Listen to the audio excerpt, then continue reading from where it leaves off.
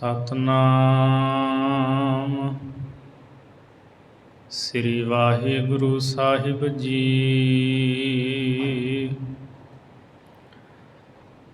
ਦੁਨੀਆ ਵਾ ਪਾਤਸ਼ਾਹ ਹੋਏ, ਦੇ ਮਰੈ ਪੁੱਤੈ ਪਾਤਸ਼ਾਹੀ। ਦੋਹੀ ਫੇਰੈ ਆਪਣੀ, ਹੁਕਮੀ ਬੰਦੇ ਸਭ ਸਿਪਾਹੀ। ਕੁਤਬਾ ਜਾਏ ਪੜ੍ਹਾਏ ਦਾ, ਕਾਜੀ ਮੁੱਲਾ ਕਰੈ ਉਗਾਹੀ। ਟਕਸਾਲੈ ਸਿੱਕਾ ਪਵੈ, ਹੁਕਮੈ ਵਿੱਚ ਸੁਪੇਦੀ ਸਿਆਹੀ। ਮਾਲ ਮੁਲਕ ਅਪਣਾਏ ਦਾ, ਤਖ਼ਤ ਬਖ਼ਤ ਚੜ੍ਹ ਬੇਪਰਵਾਹੀ। ਬਾਬਾਣੇ ਘਰ ਚਾਲ ਹੈ, ਗੁਰਮੁਖ ਗਾਡੀ ਰਾਹੋ ਨਿਬਾਹੀ। ਇੱਕ ਦੋਹੀ ਟਕਸਾਲ ਇੱਕ, ਕੁਤਬਾ ਤਖ਼ਤ ਸੱਚਾ ਦਰਗਾਹੀ। ਗੁਰਮੁਖ ਸੁਖ ਫਲ ਦਾਦ ਇਲਾਹੀ। ਗੁਰਮੁਖ ਸੁਖ ਫਲ ਦਾਦ ਇਲਾਹੀ। ਵਾਹਿਗੁਰੂ ਜੀ ਕਾ ਖਾਲਸਾ, ਵਾਹਿਗੁਰੂ ਜੀ ਕੀ ਫਤਿਹ। ਪਰਮ ਸਤਿਕਾਰਯੋਗ ਚਵਰ ਛਤਰ ਤਖ਼ਤ ਦੇ ਮਾਲਕ,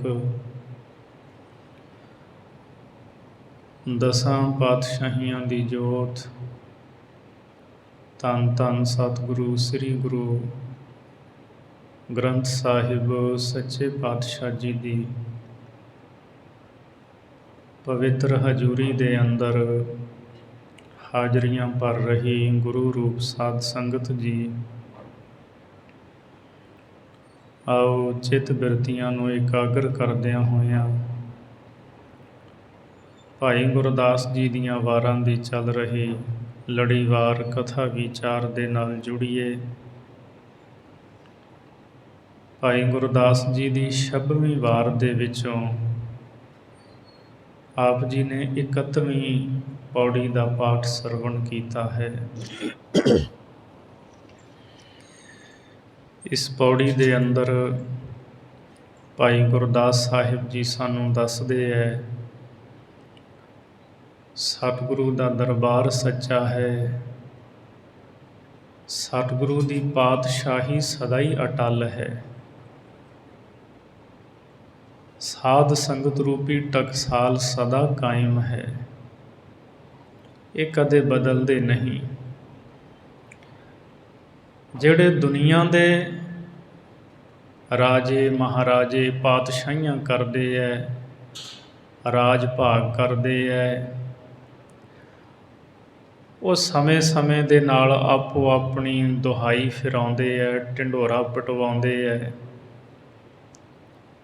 ਅਤੇ ਆਪਣੇ ਪੁੱਤਾਂ ਪੋਤਰਿਆਂ ਨੂੰ ਅੱਗੇ ਰਾਜ ਗੱਦੀਆਂ ਦੇ ਕੇ ਦੁਨੀਆ ਤੋਂ ਚਲੇ ਜਾਂਦੇ ਹੈ। ਉਹਨਾਂ ਦਾ ਰਾਜ ਭਾਗ ਝੂਠਾ ਹੁੰਦਾ ਹੈ, 4 ਕੁ ਦਿਨਾਂ ਦਾ ਹੁੰਦਾ ਹੈ, ਫਿਰ ਉਹਨਾਂ ਨੂੰ ਕੋਈ ਚੇਤੇ ਵੀ ਨਹੀਂ ਕਰਦਾ। ਪਰ ਜਿਹੜੀ ਗੁਰੂ ਦੀ ਪਾਤਸ਼ਾਹੀ ਹੈ, ਇਹ ਸਦਾ ਹੀ ਰਹਿਣ ਵਾਲੀ ਹੈ। ਸਤਿਗੁਰੂ ਜੀ ਨੇ ਜਿਹੜੇ ਦੁਨੀਆ ਦੇ ਰਾਜੇ ਮਹਾਰਾਜੇ, ਉਹਨਾਂ ਦਾ ਬਹੁਤ ਵਾਰਾਂ ਬਾਣੀ 'ਚ ਜ਼ਿਕਰ ਕੀਤਾ ਕਿ 4 ਦਿਨ ਦੀ ਉਹ ਸਾਹਿਬੀ ਕਰਕੇ ਦੁਨੀਆ ਤੋਂ ਤੁਰ ਜਾਂਦੇ ਹੈ। ਸੰਸਾਰ ਤੋਂ ਕੁਝ ਖੱਟ ਕੇ ਨਹੀਂ ਜਾਂਦੇ। ਕੋ ਹਰ ਸਮਾਨ ਨਹੀਂ ਰਾਜਾ, ਇਹ ਭੂਪਤ ਸਭ ਦਿਵਸ ਚਾਰ ਕੇ। ਝੂਠੇ ਕਰਤ ਦੇ ਵਾਜਾ। ਇਹ ਦੁਨੀਆ ਦੇ 4 ਦਿਨਾਂ ਦੇ ਰਾਜੇ ਝੂਠੇ ਦਾਅਵੇ ਬੰਨ੍ਹਦੇ ਹੈ, ਆਪਣੇ ਵਾਜੇ ਵਜਾਉਂਦੇ ਹੈ, ਫਿਰ ਖਾਲੀ ਹੱਥ ਤੁਰ ਜਾਂਦੇ ਹੈ। ਬਾਬਾ ਫਰੀਦ ਸਾਹਿਬ ਨੇ ਕਿਹਾ, ਪਾਸ ਦਮਾਮੇ ਛੱਤ ਸਿਰ ਭੇਰੀ ਛੱਡੋ ਰੱਡ, ਜਾਏ ਸੁਤੇ ਜੀ ਰਾਣ ਮਹਿ ਥੀਏ ਅਤੀਮਾ ਗੱਡ। ਤੋ ਐਸੇ ਰਾਜਿਆਂ ਨੂੰ ਕਲਗੀਧਰ ਜੀ ਕਹਿੰਦੇ ਨੇ, ਜੀਤ ਫਿਰੈ ਸਭ ਦੇਸ ਦਿਸਾਨ ਕੋ, ਬਾਜਤ ਢੋਲ ਮ੍ਰਦੰਗ ਨਗਾਰੇ, ਗੁੰਜਤ ਗੂੜ ਗਜਾਨ ਕੇ ਸੁੰਦਰ, ਹਿੰਸਤ ਹੀ ਹੈ ਰਾਜ ਹਜ਼ਾਰੇ।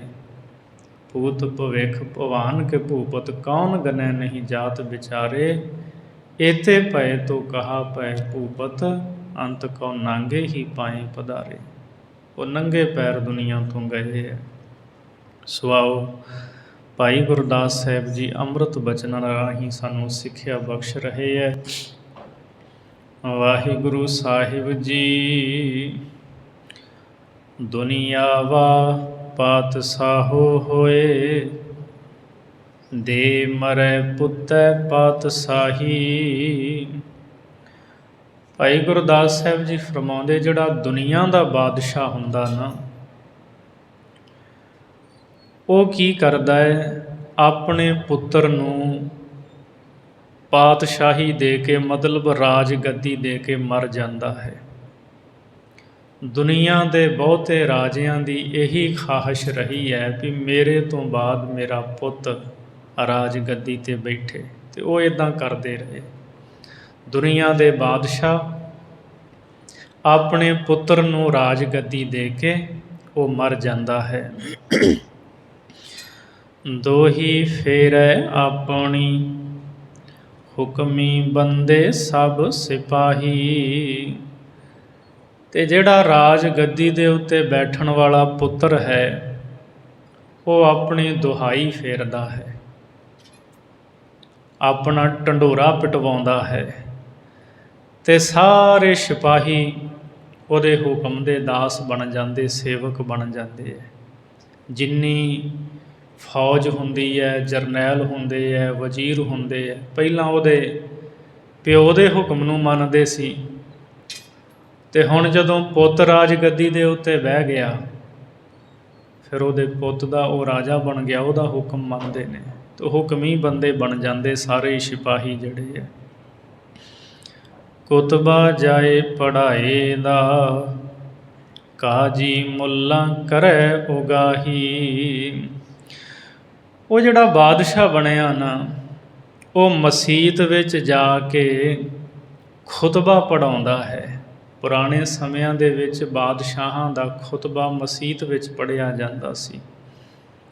ਜਿਹੜਾ ਸਮੇਂ ਦਾ ਹੁਕਮਰਾਨ ਹੁੰਦਾ ਸੀ ਬਾਦਸ਼ਾਹ, ਤਖਤ ਦਾ ਮਾਲਕ, ਜਿਹੜੇ ਮੁੱਲਾਂ ਲੋਕ ਹੁੰਦੇ ਸੀ ਨਾ, ਕਾਜੀ ਲੋਕ, ਉਹ ਮਸੀਤ ਦੇ ਵਿੱਚ ਉਹਨਾਂ ਦਾ ਖੁਤਬਾ ਪੜ੍ਹਦੇ ਸੀ, ਉਹਨਾਂ ਦੇ ਨਾਂ ਦਾ ਸਿਫਤਾਂ ਕਰਿਆ ਕਰਦੇ ਸੀ। ਬੜਾ ਵਧੀਆ, ਬੜਾ ਚੰਗਾ ਬਾਦਸ਼ਾਹ ਹੈ, ਇਹਦੇ ਵਰਗੀ ਬਾਦਸ਼ਾਹੀ ਕਿਸੇ ਨੇ ਨਹੀਂ ਕੀਤੀ, ਪ੍ਰਜਾ ਸੁਖੀ ਇਹਦੇ ਰਾਜ ਵਿੱਚ, ਉਹਦੇ ਸੋਹਲੇ ਗਾਉਂਦੇ ਸੀ।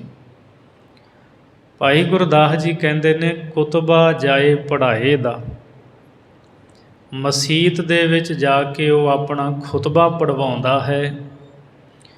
ਕਾਜੀ ਲੋਕ ਅਤੇ ਮੁੱਲਾਂ ਲੋਕ ਸਾਰੇ ਜਿਹੜੇ ਹੈ, ਕਰੈ ਉਗਾਹੀ, ਉਹਦੀ ਗਵਾਹੀ ਦਿੰਦੇ ਹੈ ਵੀ ਇਹ ਬਾਦਸ਼ਾਹ ਬੜਾ ਵਧੀਆ ਹੈ। ਟਕਸਾਲੇ ਸਿੱਕਾ ਪਵੈ, ਹੁਕਮੈ ਵਿੱਚ ਸੁਪੇਦੀ ਸਿਆਹੀ। ਫਿਰ ਜਿਹੜਾ ਉਹ ਬਾਦਸ਼ਾਹ ਹੁੰਦਾ ਨਾ, ਜਿਹੜੀ ਟਕਸਾਲ ਹੁੰਦੀ ਹੈ, ਜਿੱਥੇ ਸਿੱਕੇ ਘੜੇ ਜਾਂਦੇ ਹੈ, ਉਹਦੇ ਨਾਂ ਦਾ ਟਿਕਸ ਜਿਹੜਾ ਸਿੱਕਾ ਹੈ ਟਕਸਾਲ ਦੇ ਵਿੱਚ ਪੈਂਦਾ, ਭਾਵ ਉਹਦੇ ਨਾਂ ਦੇ ਸਿੱਕੇ ਘੜੇ ਜਾਂਦੇ ਹੈ। ਉਹਦੇ ਨਾਂ ਦੇ ਸਿੱਕੇ ਘੜ ਕੇ ਫਿਰ ਜਿੱਥੋਂ ਤੱਕ ਉਹਦਾ ਰਾਜ ਭਾਗ, ਉਹ ਉੱਥੇ ਚੱਲਦੇ ਹੈ। ਹੁਕਮੈ ਵਿੱਚ ਸੁਪੇਦੀ ਸਿਆਹੀ। ਸੁਪੇਦੀ ਸਿਆਹੀ, ਸੁਪੇਦੀ, ਸੁਪੇਦ ਉੱਜਲ ਕਰਮ ਕਰਨ ਵਾਲੇ, ਭਾਵ ਚੰਗੇ, ਅਤੇ ਸਿਆਹੀ ਕਾਲੀ ਹੁੰਦੀ, ਕਾਲੇ ਕਰਮ ਕਰਨ ਵਾਲੇ। ਚੰਗੇ ਮੰਦੇ ਸਾਰੇ ਹੀ ਉਹਦੇ ਹੁਕਮ ਦੇ ਵਿੱਚ ਹੁੰਦੇ ਹੈ, ਉਸ ਬਾਦਸ਼ਾਹ ਦੇ। ਭਾਈ ਗੁਰਦਾਸ ਸਾਹਿਬ ਜੀ ਕਹਿੰਦੇ ਵੇਖੋ ਫਿਰ ਉਹ ਟਕਸਾਲ ਦੇ ਵਿੱਚ ਉਹਦੇ ਨਾਂ ਦਾ ਸਿੱਕਾ ਚਾਲੂ ਹੋ ਜਾਂਦਾ ਹੈ। ਬੜੇ ਇੱਥੇ ਬਾਦਸ਼ਾਹ ਆਏ, ਬੜੇ ਗਏ, ਕਈਆਂ ਨੇ ਆਪਣੇ ਨਾਂ ਦੇ ਸਿੱਕੇ ਚਲਾਏ, ਪਰ ਕਿੱਥੇ ਨੇ ਅੱਜ ਉਹ ਮਿੱਟੀ ਵਿੱਚ ਮਿਲ ਗਏ ਨੇ। ਸਿੱਕੇ ਤਾਂ ਉਹਨਾਂ ਦੇ ਅੱਜ ਵੀ ਟਾਵੇਂ ਟਾਵੇਂ ਮਿਲਦੇ ਨੇ, ਪਰ ਉਹ ਬਾਦਸ਼ਾਹ ਲੋਕ ਲੱਭਦੇ ਨਹੀਂ। ਮਾਲ ਮੁਲਕ ਆਪਣਾਏ ਦਾ ਤਖਤ ਬਖਤ ਚੜ੍ਹ ਬੇਪਰਵਾਹੀ। ਉਹ ਸਭ ਮਾਲ ਤੇ ਮੁਲਕ ਨੂੰ ਆਪਣਾ ਬਣਾ ਲੈਂਦਾ ਹੈ। ਜਿਹੜਾ ਤਖਤ ਦੇ ਉੱਤੇ ਬੈਠਾ ਨਾ, ਸਾਰਾ ਮਾਲ ਮੁਲਕ ਉਹਦਾ ਆਪਣਾ ਹੁੰਦਾ ਹੈ, ਉਹਨੂੰ ਅਪਣਾ ਲੈਂਦਾ ਹੈ, ਸਾਰਾ ਮੇਰਾ ਹੈ। ਤਖਤ ਬਖਤ, ਬਖਤ ਕਹਿੰਦੇ ਭਾਗਾਂ ਨਾਲ। ਸੋ ਭਾਗਾਂ ਨਾਲ ਜਿਹੜਾ ਉਹਨੂੰ ਤਖਤ ਮਿਲਿਆ ਨਾ, ਉਹ ਰਾਜ ਸਿੰਘਾਸਣ 'ਤੇ ਬੈਠ ਕੇ ਬੇਪਰਵਾਹੀ ਕਰਦਾ ਹੈ। ਇਸੇ ਦੁਨੀਆ ਦੇ ਜਿਹੜੇ ਬਾਦਸ਼ਾਹ ਨੇ ਉਹਨਾਂ ਦੀ ਗੱਲ ਭਾਈ ਗੁਰਦਾਸ ਜੀ ਨੇ ਕੀਤੀ। ਹੁਣ ਸਤਿਗੁਰੂ ਦੇ ਘਰ ਦੀ ਗੱਲ ਕਰਦੇ ਹੈ। ਬਾਬਾਣੇ ਘਰ ਚਾਲ ਹੈ, ਗੁਰਮੁਖ ਗਾਡੀ ਰਾਹੋ ਨਿਬਾਹੀ।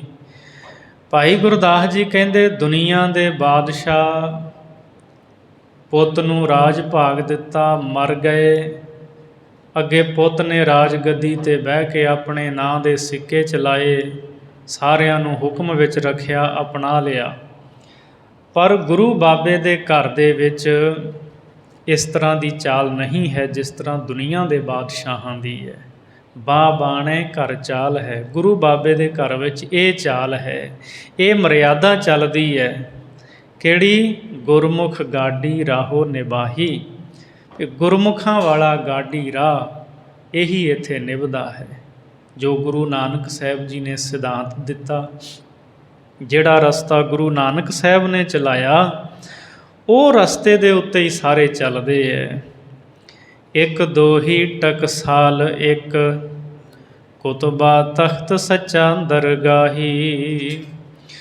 ਗੁਰੂ ਬਾਬਾ ਜੀ ਦੇ ਘਰ ਦੇ ਵਿੱਚ ਇੱਕ ਦੋਹੀ, ਇੱਕੋ ਅਕਾਲ ਪੁਰਖ ਦੀ ਦੁਹਾਈ ਹੈ। ਦੁਨੀਆ ਦੇ ਬਾਦਸ਼ਾਹ ਤਾਂ ਆਪਣੀ ਦੁਹਾਈ ਫੇਰਦੇ ਹੈ, ਪਰ ਇੱਥੇ ਦੋਹੀ ਫਿਰੀ ਅਕਾਲ ਕੀ, ਇੱਕ ਅਕਾਲ ਪੁਰਖ ਦੀ ਦੁਹਾਈ ਫਿਰਦੀ ਹੈ। ਟਕਸਾਲ ਇੱਕ, ਇੱਥੇ ਇੱਕੋ ਹੀ ਸਤ ਸੰਗਤ ਰੂਪੀ ਟਕਸਾਲ ਹੈ। ਇੱਥੇ ਕਦੇ ਵੀ ਨਾ ਟਕਸਾਲ ਬਦਲਦੀ ਹੈ, ਔਰ ਜੋਤ ਰੂਪ ਗੁਰੂ ਪਾਤਸ਼ਾਹ ਵੀ ਉਹੀ ਰਹਿੰਦਾ ਹੈ। ਇੱਥੇ ਹੁਕਮ ਵੀ ਇੱਕ ਦਾ ਚੱਲਦਾ ਹੈ। ਇੱਥੇ ਸੱਚਾ ਨਿਆਂ ਹੈ, ਸੱਚਾ ਦਰਬਾਰ ਹੈ। ਇਹ ਸਦਾ ਕਾਇਮ ਰਹਿੰਦਾ, ਗੁਰੂ ਦੀ ਪਾਤਸ਼ਾਹੀ ਸਦਾ ਹੀ ਕਾਇਮ ਹੈ। ਸੋ ਅਕਾਲ ਪੁਰਖ ਦੇ ਨਾਂ ਦੀ ਹੀ ਦੁਹਾਈ ਹੈ। ਟਕਸਾਲ ਇੱਕ, ਇੱਕੋ ਹੀ ਸਤ ਸੰਗਤ ਰੂਪੀ ਟਕਸਾਲ ਹੈ, ਅਤੇ ਇੱਕੋ ਹੀ ਗੁਰਬਾਣੀ ਰੂਪ ਖੁਤਬਾ ਪੜ੍ਹਿਆ ਜਾਂਦਾ ਹੈ। ਬਾਦਸ਼ਾਹ ਤਾਂ ਮਸੀਤ ਵਿੱਚ ਆਪਣੇ ਨਾਂ ਦਾ ਖੁਤਬਾ ਪੜ੍ਹਾਉਂਦੇ ਸਨ, ਪਰ ਇੱਥੇ ਇੱਕੋ ਹੀ ਖੁਤਬਾ ਗੁਰਬਾਣੀ ਪੜ੍ਹੀ ਜਾਂਦੀ ਹੈ। ਤਖਤ ਸੱਚਾ ਦਰਗਾਹੀ, ਅਤੇ ਇੱਕੋ ਹੀ ਗੁਰਗੱਦੀ ਦਾ ਸੱਚਾ ਤਖਤ ਹੈ, ਅਤੇ ਇੱਕ ਹੀ ਨਿਆਂ ਹੈ। ਇੱਥੇ ਇੱਕ ਨਿਆਂ ਕਰਨ ਵਾਲਾ ਗੁਰੂ ਦਾ ਸੱਚਾ ਦਰਬਾਰ ਹੈ। ਗੁਰਮੁਖ ਸੁਖ ਫਲ ਦਾਦ ਇਲਾਹੀ। ਦਾਦ ਕਹਿੰਦੇ ਨਿਆਂ ਨੂੰ, ਕਹਿੰਦੇ ਪਰਮਾਤਮਾ ਦਾ ਨਿਆਂ ਇਹੋ ਹੀ ਹੈ ਕਿ ਗੁਰਮੁਖਾਂ ਨੂੰ ਸੁਖ ਫਲ ਮਿਲਦਾ ਹੈ। ਗੁਰਮੁਖ ਉਹਦੀ ਭਗਤੀ ਕਰਦੇ ਹੈ ਅਤੇ ਸੁਖ ਫਲ ਨੂੰ ਪ੍ਰਾਪਤ ਕਰਦੇ ਹੈ। ਸੋ ਇੰਨਾ ਫਰਕ ਹੈ। ਦੁਨੀਆ ਦੇ ਬਾਦਸ਼ਾਹ ਆਪਣੀ ਗੱਲ ਕਰਕੇ 4 ਕੁ ਦਿਨ ਆਪਣਾ ਢੰਡੋਰਾ ਪਟਵਾ ਕੇ ਤੁਰ ਜਾਂਦੇ ਹੈ, ਪਰ ਗੁਰੂ ਬਾਬੇ ਦੇ ਘਰ ਵਿੱਚ ਇਹ ਪਾਤਸ਼ਾਹ ਦਾ ਰਾਜ ਅਚਲ ਹੈ, ਸਦਾ ਹੀ ਰਹਿਣ ਵਾਲਾ ਹੈ। ਅੱਗੇ 32ਵੀਂ ਪੌੜੀ ਦੇ ਵਿੱਚ ਭਾਈ ਗੁਰਦਾਸ ਸਾਹਿਬ ਜੀ ਫਰਮਾਉਂਦੇ ਹੈ, ਜਿਹੜੇ ਗੁਰੂ ਤੋਂ ਆਕੀ ਹੋ ਜਾਂਦੇ ਆ, ਗੁਰੂ ਪਾਤਸ਼ਾਹ ਤੋਂ, ਉਹਨਾਂ ਦਾ ਮੰਦਾ ਹਾਲ ਹੁੰਦਾ ਹੈ। ਜੇ ਕੋ ਆਪ ਗਣਾਏ ਕੈ ਪਾਤਸ਼ਾਹ ਤੇ ਆਕੀ ਹੋਵੇ। ਦ੍ਰਿਸ਼ਟਾਂਤ ਦੇ ਕੇ ਸਮਝਾਉਂਦੇ ਹੈ ਵੀ ਜੇ ਕੋਈ ਆਪਣੇ ਆਪ ਨੂੰ ਜਣਾ ਕੇ ਹੰਕਾਰ ਕਰਕੇ ਤੇ ਵਕਤ ਦੇ ਬਾਦਸ਼ਾਹ ਤੋਂ ਆਕੀ ਹੋ ਜਾਵੇ, ਹੋਏ ਕਤਲਾਮ ਹਰਾਮ ਖੋਰ, ਕਾਠ ਨ ਖਫਣ ਚਿਤਾ ਨ ਟੋਵੈ। ਹੁਣ ਜਿਹਦਾ ਰਾਜ ਹੈ, ਜਦੋਂ ਕੋਈ ਉਹਦੇ ਤੋਂ ਆਕੀ ਹੋ ਜਾਂਦਾ ਹੈ, ਫਿਰ ਉਸ ਹਰਾਮ ਖੋਰ ਨੂੰ ਕਤਲ ਕਰ ਦਿੱਤਾ ਜਾਂਦਾ ਹੈ। ਜਿਹੜੀ ਸਮੇਂ ਦੀ ਹਕੂਮਤ ਹੈ ਨਾ, ਉਹਨੂੰ ਕਤਲ ਕਰ ਦਿੰਦੀ ਹੈ। ਨਾ ਉਹਨੂੰ ਤਖਤਾ ਮਿਲਦਾ ਹੈ, ਨਾ ਖੱਫਣ ਮਿਲਦਾ ਹੈ, ਨਾ ਉਹਨੂੰ ਚਿਖਾ ਮਿਲਦੀ ਹੈ, ਅਤੇ ਨਾ ਹੀ ਉਹਨੂੰ ਕਬਰ ਮਿਲਦੀ ਹੈ। ਉਹਨੂੰ ਕੁਛ ਵੀ ਨਹੀਂ ਮਿਲਦਾ ਅੰਤ ਵੇਲੇ। ਟਕਸਾਲਹੁ ਬਾਹਰ ਘੜੈ, ਖੋਟੈ ਹਾਰਾ ਜਨਮ ਵਿਗੋਵੈ। ਅਤੇ ਉਹ ਆਪਣੇ ਆਪ ਨੂੰ ਜਣਾ ਕੇ ਜੇ ਟਕਸਾਲ ਤੋਂ ਬਾਹਰ ਸਿੱਕੇ ਘੜਦਾ ਹੈ, ਕਰੰਸੀ ਬਣਾਉਂਦਾ ਹੈ, ਅਤੇ ਉਹ ਖੋਟਾ ਫਿਰ ਜਦੋਂ ਫੜਿਆ ਜਾਂਦਾ ਹੈ, ਉਹ ਸਾਰਾ ਜਨਮ ਖੁਆਰ ਕਰ ਲੈਂਦਾ ਹੈ। ਵਕਤ ਦਾ ਬਾਦਸ਼ਾਹ ਉਸ ਨੂੰ ਸਜ਼ਾ ਦਿੰਦਾ ਹੈ ਵੀ ਤੂੰ ਕੌਣ ਹੁੰਦਾ ਹੈ ਸਿੱਕੇ ਘੜਨ ਵਾਲਾ, ਰਾਜ ਤਾਂ ਮੇਰਾ ਹੈ, ਮੇਰੇ ਨਾਂ ਦੇ ਸਿੱਕੇ ਚੱਲਦੇ ਹੈ, ਅਤੇ ਤੂੰ ਮੇਰੇ ਹੁਕਮ ਤੋਂ ਬਾਹਰ ਹੀ ਹੈ। ਤਾਂ ਉਹ ਫਿਰ ਜਿਹੜੇ ਵਕਤ ਦੇ ਬਾਦਸ਼ਾਹ ਉਹਦੀ ਟਕਸਾਲ ਵਿੱਚ ਸਿੱਕੇ ਨਹੀਂ ਘੜੇ ਗਏ, ਉਹ ਖੋਟੇ ਨੇ, ਅਤੇ ਉਹ ਫਿਰ ਖੋਟਾ ਬੰਦਾ ਜਿਹੜਾ ਨਾ ਉਸ ਹਕੂਮਤ ਦੇ ਕੋਲੋਂ ਕਰੜੀ ਸਜ਼ਾ ਪਾਉਂਦਾ ਅਤੇ ਜਨਮ ਗਵਾ ਲੈਂਦਾ ਹੈ। ਲਿਬਾਸੀ ਫੁਰਮਾਨ ਲਿਖ, ਹੋਏ ਨੁਕਸਾਨੀ ਅੰਜੂ ਰੋਵੈ। ਲਿਬਾਸੀ ਫੁਰਮਾਨ ਕਹਿੰਦੇ ਉਹ ਬੰਦਾ ਹਕੂਮਤ ਤੋਂ ਬਾਗੀ ਹੋਇਆ ਝੂਠੇ ਫੁਰਮਾਨ ਲਿਖ ਕੇ ਜਾਰੀ ਕਰਦਾ ਹੈ, ਅਤੇ ਫਿਰ ਉਹਦਾ ਨੁਕਸਾਨ ਉਹਨੂੰ ਹੁੰਦਾ ਹੈ। ਉਹ ਹੰਝੂ ਭਰ ਭਰ ਰੋਂਦਾ ਹੈ ਜਦੋਂ ਫੜਿਆ ਜਾਂਦਾ ਹੈ। ਉਹ ਬਾਦਸ਼ਾਹ ਦੇ ਨਾਂ ਦੇ ਝੂਠੇ ਫੁਰਮਾਨ ਜਾਰੀ ਕਰ ਦਿੰਦਾ ਲੋਕਾਂ ਦੇ ਵਿੱਚ ਆਪਣਾ ਆਪ ਜਨਾਉਣ ਵਾਸਤੇ, ਫਿਰ ਉਹਦਾ ਨੁਕਸਾਨ ਹੀ ਹੁੰਦਾ ਉਹਨੂੰ। ਗਿੱਦੜ ਦੀ ਕਰ ਸਾਹਿਬੀ, ਬੋਲ ਕੋ ਬੋਲ ਨਾ ਅਬ ਚਲ ਹੋਵੈ। ਅਤੇ ਜਿਹੜਾ ਗਿੱਦੜ ਵਾਂਗੂ ਸਾਹਿਬੀ ਕਰਦਾ ਹੈ, ਪਾਤਸ਼ਾਹੀ ਕਰਦਾ ਹੈ, ਉਹ ਕੁਬੋਲ ਬੋਲ ਬੋਲਦਾ ਹੈ, ਇਸ ਕਰਕੇ ਉਹਦਾ ਰਾਜ ਭਾਗ ਸਦਾ ਅਚਲ ਨਹੀਂ ਰਹਿੰਦਾ। ਗਿੱਦੜ ਦੀ ਸਾਹਿਬੀ ਕੀ ਹੈ? ਇੱਕ ਗਿੱਦੜ ਜਿਹੜਾ ਲਿਲਾਰੀ ਸੀ ਨਾ, ਰੰਗ ਕਰਨ ਵਾਲਾ, ਉਹਨੇ ਭਾਂਡਾ ਭਰਿਆ ਸੀ, ਉਹ ਭਾਂਡੇ 'ਚ ਡਿੱਗ ਗਿਆ ਗਿੱਦੜ, ਨੀਲਾ ਰੰਗ ਹੋ ਗਿਆ ਗਿੱਦੜ ਦਾ। ਜੰਗਲ 'ਚ ਚਲਿਆ ਗਿਆ, ਉੱਥੇ ਪਖੰਡ ਕੀਤਾ ਉਹਨੇ, ਮੈਨੂੰ ਤਾਂ ਰੱਬ ਨੇ ਭੇਜਿਆ, ਨੀਲਕੰਠ ਸ਼ੇਰ ਹਾਂ ਮੈਂ। ਜੰਗਲ ਦੇ ਹੋਰ ਜਿਹੜੇ ਜਾਨਵਰ ਸੀ ਉਹਨਾਂ ਵੇਖਿਆ ਵੀ ਇਹ ਤਾਂ ਕੋਈ ਵੱਖਰਾ ਹੀ ਹੈ, ਉੱਚੇ ਥਾਂ 'ਤੇ ਬਹਿ ਕੇ ਹੁਕਮ ਕਰਨ ਲੱਗ ਪਿਆ ਸੀ ਗਿੱਦੜ। ਇੱਕ ਦਿਨ ਗਿੱਦੜਾਂ ਨੇ ਸੋਚਿਆ, ਕਹਿੰਦੇ ਇਹਦੇ ਅੰਗ ਪੈਰ ਸਾਰਾ ਕੁਝ ਤਾਂ ਸਾਡੇ ਵਰਗਾ, ਰੰਗ ਹੀ ਵੱਖਰਾ ਹੈ, ਵੇਖਦੇ ਹਾਂ। ਉਹ ਪਿੱਛੇ ਲੁਕ ਕੇ ਨਾ ਹੁਆਂ ਹੁਆਂ ਕਰਨ ਲੱਗ ਪਏ ਗਿੱਦੜ, ਅਤੇ ਫਿਰ ਉਹ ਵੀ ਦੂਜੇ ਗਿੱਦੜਾਂ ਨੂੰ ਹੁਆਂ ਹੁਆਂ ਕਰਦਿਆਂ ਵੇਖ ਕੇ ਉਹ ਵੀ ਬੋਲਣ ਲੱਗ ਪਿਆ। ਸ਼ੇਰ ਨੇ ਆ ਕੇ ਫਿਰ ਝਪਟ ਮਾਰੀ, ਪਖੰਡ ਕਰਦਾ ਸੀ। ਉਹਦਾ ਜੰਗਲ ਦਾ ਰਾਜ ਭਾਗ ਕਿੰਨੇ ਕੁ ਦਿਨ ਰਿਹਾ ਕਿਤੇ। ਇਹਨੂੰ ਕਹਿੰਦੇ ਗਿੱਦੜ ਦੀ ਸਾਹਿਬੀ। ਸੋ ਜਿਹੜਾ ਗਿੱਦੜ ਵਾਂਗੂ ਬਾਦਸ਼ਾਹੀ ਕਰਦਾ ਹੈ ਨਾ, ਕੁਬੋਲ ਬੋਲਣ ਕਰਕੇ ਉਹਦਾ ਰਾਜ ਕਦੇ ਰਹਿੰਦਾ ਨਹੀਂ ਹੈ। ਮੋਹਿ ਕਾਲੈ ਗਧ ਹੈ ਚੜ੍ਹੈ, ਰਾਉ ਪੜੇ ਵੀ ਭਰਿਆ ਧੋਵੈ। ਫਿਰ ਇਹੋ ਜਿਹਾ ਬੰਦਾ ਜਿਹੜਾ ਉਹਦਾ ਮੂੰਹ ਕਾਲਾ ਕਰਕੇ ਖੋਤੇ ਦੇ ਉੱਤੇ ਉਹਨੂੰ ਚੜ੍ਹਾਇਆ ਜਾਂਦਾ ਹੈ, ਸਵਾਹ ਉਹਦੇ ਸਿਰ 'ਚ ਪੈਂਦੀ ਹੈ, ਸਵਾਹ ਸਿਰ ਦੇ ਨਾਲ ਭਰ ਜਾਂਦਾ ਹੈ, ਸਿਰ ਉਹਦਾ ਸਾਰਾ ਸਵਾਹ ਦੇ ਨਾਲ ਭਰ ਜਾਂਦਾ, ਅਤੇ ਉਹ ਫਿਰ ਰੋਂਦਾ ਹੈ, ਖਪਦਾ ਹੈ। ਦੂਜੈ ਭਾਏ ਕੁਥਾਏ ਖਲੋਵੈ।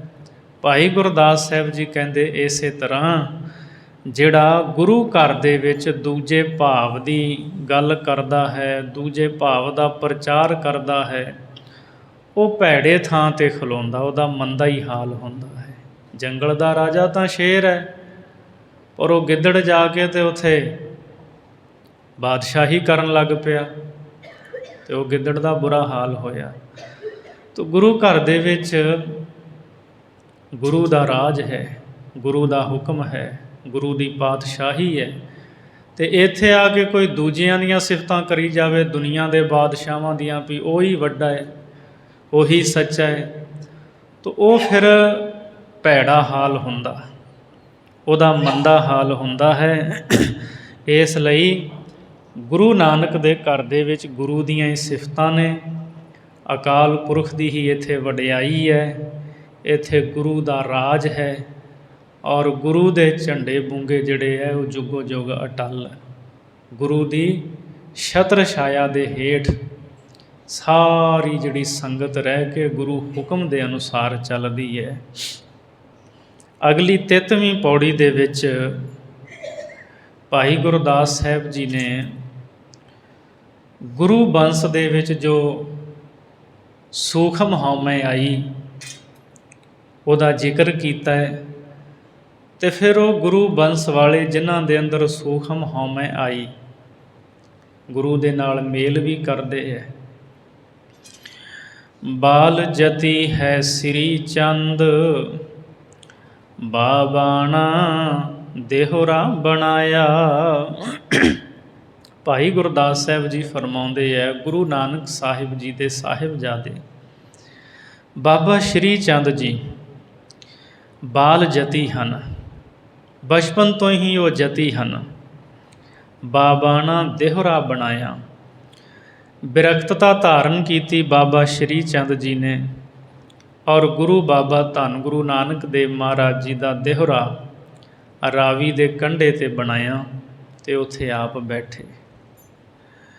ਲਖਮੀ ਦਾ ਸਹੁ ਧਰਮ ਚੰਦ, ਪੋਤਾ ਹੋਇ ਕੈ ਆਪ ਗਣਾਇਆ। ਗੁਰੂ ਨਾਨਕ ਸਾਹਿਬ ਜੀ ਦੇ ਦੂਜੇ ਸਪੁੱਤਰ ਬਾਬਾ ਲਖਮੀ ਦਾਸ ਤੋਂ ਉਹਨਾਂ ਦੇ ਪੁੱਤਰ ਪੈਦਾ ਹੋਏ ਬਾਬਾ ਧਰਮ ਚੰਦ ਜੀ। ਬਾਬਾ ਧਰਮ ਚੰਦ ਗੁਰੂ ਨਾਨਕ ਸਾਹਿਬ ਜੀ ਦੇ ਪੋਤਰੇ ਸਨ। ਪੋਤਾ ਹੋਏ ਕੇ ਆਪ ਗਣਾਇਆ, ਉਹਨਾਂ ਨੇ ਸਤਿਗੁਰੂ ਦਾ ਪੋਤਰਾ ਹੋ ਕੇ ਆਪਣੇ ਆਪ ਨੂੰ ਗਣਾਇਆ, ਭਾਵ ਜਣਾਇਆ। ਉਹਨਾਂ ਨੇ ਇਸ ਗੱਲ ਦੀ ਹਉਂ ਕੀਤੀ ਵੀ ਮੈਂ ਗੁਰੂ ਨਾਨਕ ਸਾਹਿਬ ਦਾ ਪੁੱਤਰ ਹਾਂ। ਇਹ ਗੁਰੂ ਕੇ ਪੁੱਤਰ ਨੇ, ਸਤਿਕਾਰਯੋਗ ਹਨ ਬਾਬਾ ਸ਼੍ਰੀ ਚੰਦ ਜੀ, ਬਾਬਾ ਲਖਮੀ ਦਾਸ ਜੀ। ਹਾਂ, ਗੁਰਿਆਈ ਸੇਵਕ ਨੂੰ ਮਿਲੀ ਭਾਈ ਲਹਿਣੇ ਨੂੰ, ਇਹ ਧੁਰੋਂ ਬਖਸ਼ਿਸ਼ ਹੈ ਗੁਰਤਾ ਗੱਦੀ। ਜੇ ਪੁੱਤਰਾਂ ਨੇ ਕੌਲ ਨਹੀਂ ਪਾਲਿਆ, ਬਚਨ ਨਹੀਂ ਮੰਨਿਆ, ਤੇ ਗੁਰਿਆਈ ਤੋਂ ਵਾਂਝੇ ਰਹੇ। ਪਰ ਇਸ ਦਾ ਇਹ ਮਤਲਬ ਨਹੀਂ ਵੀ ਅਸੀਂ ਗੁਰੂ ਪੁੱਤਰਾਂ ਦੀ ਨਿੰਦਿਆ ਕਰੀਏ। ਸਤਿਗੁਰੂ ਗੁਰੂ ਨਾਨਕ ਸਾਹਿਬ ਜੀ ਦੇ ਸਾਹਿਬਜ਼ਾਦਿਆਂ ਦੀ ਬੜੀ ਵੱਡੀ ਮਹਾਨ ਹਸਤੀ ਹੋਏ ਨੇ ਬਾਬਾ ਸ਼੍ਰੀ ਚੰਦ ਜੀ, ਬਾਬਾ ਲਖਮੀ ਦਾਸ ਜੀ, ਗੁਰੂ ਕੇ ਸਪੁੱਤਰ ਹਨ।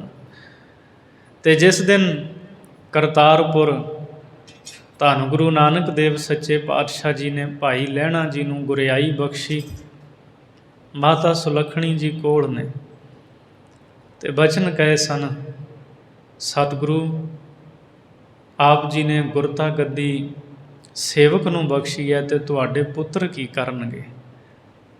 ਅਤੇ ਮਹਾਰਾਜ ਗੁਰੂ ਨਾਨਕ ਸਾਹਿਬ ਜੀ ਨੇ ਬਚਨ ਕਹੇ ਸਨ, ਸੁਲੱਖਣੀਏ ਗੁਰੂ ਕਰਕੇ ਜੇ ਹੈ ਸੁਆਨਾ, ਤਿਨ ਕਉ ਪੂਜੈ ਸਗਲ ਜਹਾਨਾ। ਇਹ ਤਾਂ ਗੁਰੂ ਪੁੱਤਰ ਨੇ, ਇਹ ਮੇਰੇ ਪੁੱਤਰ ਨੇ, ਕਿਸੇ ਵਸਤੂ ਦੀ ਕੋਈ ਕਮੀ ਨਹੀਂ ਆਉਣੀ, ਜਹਾਨ ਇਹਨਾਂ ਨੂੰ ਵੀ ਪੂਜੇਗਾ। ਇੱਥੇ ਤਾਂ ਗੁਰੂ ਘਰ ਦੇ ਕੁੱਤਿਆਂ ਦੇ ਵਿੱਚ ਵੀ ਕਰਾਮਾਤ ਹੈ। ਗੁਰੂ ਘਰ ਕੇ ਜੇ ਹੈ ਸੁਆਨਾ, ਗੁਰੂ ਘਰ ਦੇ ਕੂਕਰ ਵੀ ਪੂਜੇ ਜਾਂਦੇ ਨੇ, ਇਹ ਤਾਂ ਫਿਰ ਵੀ ਗੁਰੂ ਸੁਪੁੱਤਰ ਹਨ। ਜਗਤ ਪੂਜੇਗਾ। ਗੁਰੂ ਨਾਨਕ ਸਾਹਿਬ ਜੀ ਦੇ ਸਾਹਿਬਜ਼ਾਦੇ ਵੱਡੇ ਕਰਨੀ ਵਾਲੇ ਨੇ, ਉਦਾਸੀ ਸੰਪਰਦਾ ਦੇ ਬਾਨੀ ਨੇ ਬਾਬਾ ਸ਼੍ਰੀ ਚੰਦ ਜੀ। ਔਰ ਫਿਰ ਅਸੀਂ ਜਦੋਂ ਇਤਿਹਾਸ ਨੂੰ ਪੜ੍ਹਦੇ ਹਾਂ, ਗੁਰੂ ਘਰ ਦੇ ਨਾਲ ਬਹੁਤ ਮੇਲ ਰੱਖਿਆ ਬਾਬਾ ਸ਼੍ਰੀ ਚੰਦ ਜੀ ਨੇ। ਸਤਿਗੁਰੂ ਨੇ ਵੱਡੀ ਰਹਿਮਤ ਕੀਤੀ।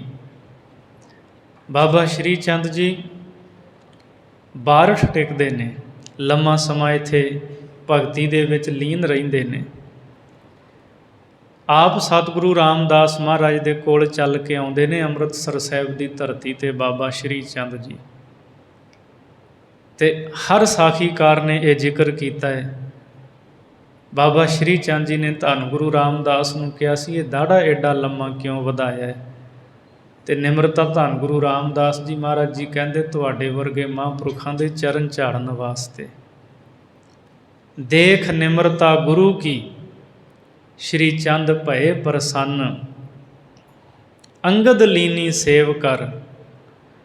ਬਾਬਾ ਸ਼੍ਰੀ ਚੰਦ ਜੀ ਖੁਸ਼ ਹੋਏ ਅਤੇ ਬਚਨ ਕਿਹਾ ਕਿ ਗੁਰੂ ਅੰਗਦ ਦੇਵ ਜੀ ਨੇ ਸੇਵਾ ਕਰਕੇ ਗੁਰਤਾ ਗੱਦੀ ਪ੍ਰਾਪਤ ਕੀਤੀ, ਅਤੇ ਤੁਹਾਡੀ ਮਹਿਮਾ ਵਡਿਆਈ ਬੜੀ ਧਨ ਹੈ, ਮਹਾਨ ਹੈ।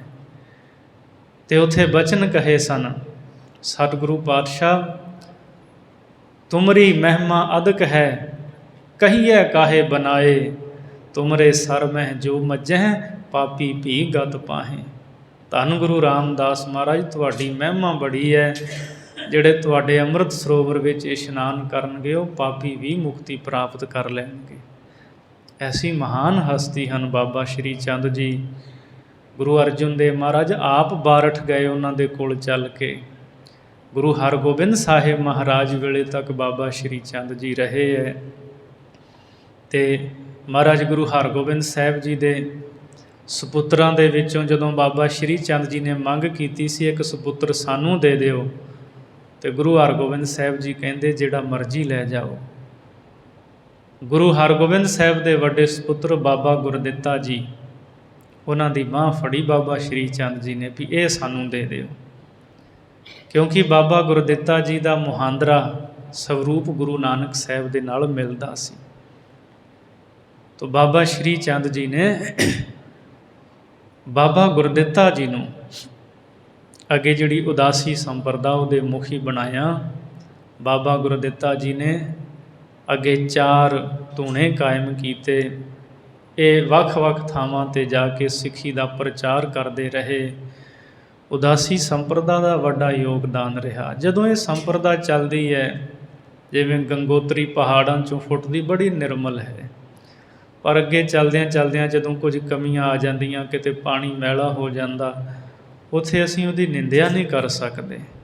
ਕੋਈ ਸੰਪਰਦਾ ਚੱਲੀ ਉਹ ਨਿਰਮਲ ਹੈ। ਸਮਾਂ ਪਾ ਕੇ ਉਦਾਸੀਆਂ ਦਾ ਜੀਵਨ ਜਿਹੜਾ ਸੀ ਉਹ ਨਹੀਂ ਰਿਹਾ, ਤਾਂ ਫਿਰ ਸਿੱਖ ਸੰਗਤਾਂ ਮੋਰਚੇ ਵੀ ਲਾਏ, ਰੈਣੂ ਮਹੰਤ ਵਰਗੇ ਵੀ ਸਨ। ਤੋ ਇਸ ਲਈ ਜਿੱਥੇ ਜਿਸ ਦਾ ਜੀਵਨ ਹੈ ਉਹਦੇ ਜੀਵਨ ਨੂੰ ਤੱਕੀਏ। ਬਾਬਾ ਸ਼੍ਰੀ ਚੰਦ ਬਾਲ ਜਤੀ ਹਨ, ਅਤੇ ਗੁਰੂ ਬਾਬਾ ਗੁਰੂ ਨਾਨਕ ਸਾਹਿਬ ਜੀ ਦਾ ਉਹਨਾਂ ਨੇ ਦੇਹਰਾ ਤੋਂ ਡੇਹਰਾ ਅਤੇ ਡੇਰਾ, ਇਹ ਸ਼ਬਦ ਤੋਂ ਹੀ ਅੱਗੇ ਇਹ ਚੱਲਦਾ ਹੈ। ਮਹਾਰਾਜ ਨੇ ਕਰਤਾਰਪੁਰ ਸਾਹਿਬ ਆਪਣਾ 5 ਭੌਤਿਕ ਸਰੀਰ ਤਿਆਗਿਆ, ਸੋ ਦੇਹਰਾ ਬਣਾਇਆ। ਰਾਵੀ ਵਿੱਚ ਹੜ੍ਹ ਆਇਆ, ਉਹ ਰੁੜ ਗਿਆ। ਅਤੇ ਰਾਵੀ ਤੋਂ ਇੱਧਰ ਫਿਰ ਜਿਹੜਾ ਡੇਰਾ ਬਾਬਾ ਨਾਨਕ ਅੱਜ ਕੱਲ੍ਹ ਅਜਿੱਤੇ ਰੰਧਾਵੇ ਦੇ ਖੂਹ ਦੇ ਕੋਲ ਇਹ ਨਗਰ ਮਹਾਰਾਜ ਦੇ ਪੋਤਰੇ ਧਰਮ ਚੰਦ ਨੇ ਵਸਾਇਆ ਸੀ, ਉਹ ਵੀ ਸਤਿਗੁਰੂ ਦੇ ਨਾਂ 'ਤੇ ਡੇਰਾ ਬਾਬਾ ਨਾਨਕ ਪ੍ਰਸਿੱਧ ਹੈ। ਲਖਮੀ ਦਾਸਹੁ ਧਰਮ ਚੰਦ ਪੋਤਾ ਹੋਏ ਕੈ ਆਪ ਗਣਾਇਆ। ਬਾਬਾ ਲਖਮੀ ਦਾਸ ਤੋਂ ਧਰਮ ਚੰਦ ਪੁੱਤਰ ਪੈਦਾ ਹੋ ਕੇ ਧਰਮ ਚੰਦ ਨੇ ਗੁਰੂ ਨਾਨਕ ਸਾਹਿਬ ਦੇ ਪੋਤਰੇ ਹੋ ਕੇ ਆਪਣਾ ਆਪ ਜਣਾਇਆ ਕਿ ਮੈਂ ਗੁਰੂ ਦੀ ਬੰਸ ਹਾਂ। ਮੰਜੀ ਦਾਸ ਬਹਾਲਿਆ, ਦਾਤਾ ਸਿਧਾਸਣ ਸਿੱਖ ਆਇਆ। ਫਿਰ ਦੂਸਰੇ ਪਾਤਸ਼ਾਹ ਗੁਰੂ ਅੰਗਦ ਦੇਵ ਜੀ ਦੇ ਪੁੱਤਰ ਦਾਤਾ ਬਾਬਾ ਦਾਤੂ ਜੀ ਨੇ, ਉਹਨਾਂ ਨੇ ਆਪਣੇ ਭਰਾ ਦਾਸੂ ਨੂੰ ਗੋਇੰਦਵਾਲ ਮੰਜੀ 'ਤੇ ਬਿਠਾ ਦਿੱਤਾ, ਅਤੇ ਆਪ ਬਾਬਾ ਦਾਤੂ ਜੀ ਸਿਧਾਸਣ ਸਿੱਖ ਆਇਆ। ਭਾਵ ਗੁਰਗੱਦੀ ਦੇ ਲਾਇਕ ਨਾ ਹੋਣ 'ਤੇ ਵੀ ਆਪਣੇ ਆਪ ਨੂੰ ਗੁਰੂ ਕਹਾਉਣ ਲੱਗ ਪਏ, ਔਰ ਵੀ ਮੈਂ ਉੱਚੀ ਸਫਲਤਾ ਨੂੰ ਪ੍ਰਾਪਤ ਕੀਤਾ। ਉਹਨਾਂ ਨੇ ਵੀ ਕੁਝ ਸਮਾਂ ਗੁਰੂ ਅੰਗਦ ਦੇਵ ਮਹਾਰਾਜ ਜੀ ਦੇ ਸਪੁੱਤਰਾਂ ਨੇ ਗੁਰੂ ਅਮਰਦਾਸ ਦੇ ਨਾਲ ਵਿਰੋਧ ਰੱਖਿਆ। ਬਾਬੇ ਦਾਤੂ ਨੇ ਗੋਇੰਦਵਾਲ ਜਾ ਕੇ ਗੁਰੂ ਅਮਰਦਾਸ ਜੀ ਨੂੰ ਲੱਤ ਦਾ ਪ੍ਰਹਾਰ ਵੀ ਕੀਤਾ ਸੀ। ਕੁਝ ਸਮਾਂ ਗੁਰੂ ਤੋਂ ਮੂੰਹ ਫੇਰੀ ਰੱਖਿਆ ਅਤੇ ਦੁੱਖ ਪਾਇਆ। ਫਿਰ ਜਦੋਂ 5ਵੇਂ ਪਾਤਸ਼ਾਹ ਗੁਰੂ ਅਰਜਨ ਦੇਵ ਮਹਾਰਾਜ ਗੋਇੰਦਵਾਲ ਆਏ ਸੀ ਬਾਬਾ ਮੋਹਨ ਜੀ ਪਾਸ ਪੋਥੀਆਂ ਲੈਣ, ਅਤੇ ਖਡੂਰ ਸਾਹਿਬ ਰਾਹੀਂ ਹੁੰਦੇ ਹੋਏ ਗਏ ਸਨ। ਉਦੋਂ ਮਹਾਰਾਜ ਤੋਂ ਭੁੱਲਾਂ ਬਖਸ਼ਵਾਈਆਂ ਸਨ। ਬਾਬਾ ਦਾਤੂ ਜੀ ਨੇ, ਬਾਬਾ ਦਾਸੂ ਨੇ ਸਤਿਗੁਰੂ ਦੇ ਚਰਨੀ ਲੱਗੇ ਸੀ ਵੀ ਜਿੰਨਾ ਚਿਰ ਗੁਰੂ ਤੋਂ ਮੂੰਹ ਫੇਰੀ ਰੱਖਿਆ ਸੁੱਖ ਨਹੀਂ ਮਿਲਿਆ। ਜਦੋਂ ਗੁਰੂ ਦੇ ਚਰਨੀ ਲੱਗ ਗਏ ਅਤੇ ਸਤਿਗੁਰੂ ਦੀਆਂ ਰਹਿਮਤਾਂ ਹੋ ਗਈਆਂ। ਮੋਹਨ ਕਮਲਾ ਹੋਇਆ, ਚੌਬਾਰਾ ਮੋਹਰੀ ਮਨਾਇਆ। ਗੁਰੂ ਅਮਰਦਾਸ ਮਹਾਰਾਜ ਜੀ ਦੇ ਸਪੁੱਤਰ ਬਾਬਾ ਮੋਹਨ ਜੀ ਉਹ ਅਵਧੂਤ ਹੋਏ ਹੈ, ਸੰਸਾਰ ਦੇ ਵੱਲੋਂ ਕਮਲੇ ਹੋਏ, ਨਿਰੰਕਾਰ ਵੱਲੋਂ ਨਹੀਂ।